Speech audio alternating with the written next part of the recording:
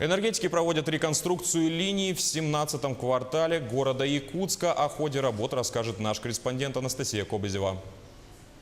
Линии электропередачи по улицам 8 марта, Дальняя и Песчаная были построены еще в 70-х годах. В этом году район наконец попал под программу реконструкции. Подготовительные работы начались зимой. Были установлены деревянные опоры с железобетонными приставками. А в данный момент энергетики проводят работы по монтажу новой воздушной линии. Сейчас у нас идет допуск бригады ЯРК, Якутская энергоремонтная компания.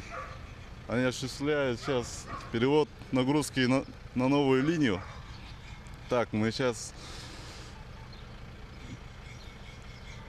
допустили бригаду на работу, оградили рабочее место. В плане безопасности заземлили линию и допустили. Сейчас они будут производить перевод нагрузки. Также проведена реконструкция подстанции «Дальняя» мощностью 250 киловатт и построена дополнительная «Песчаная» мощностью 160 киловатт. Все это должно стабилизировать подачу электричества в жилые дома этого района. Однако необходима поддержка со стороны самих потребителей. Включены по этим линиям 101 дом.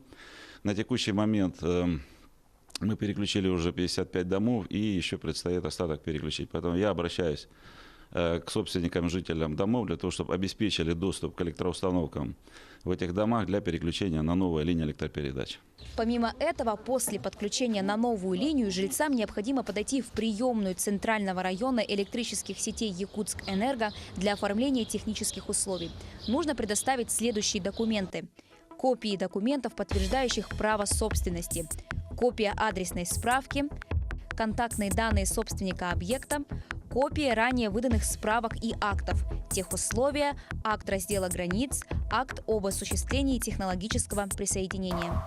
Работы планируют завершить в течение месяца, но во многом это будет зависеть от того, насколько жители готовы сотрудничать с энергетиками. Анастасия Кобызева, Григорий Охлопков, Якутск.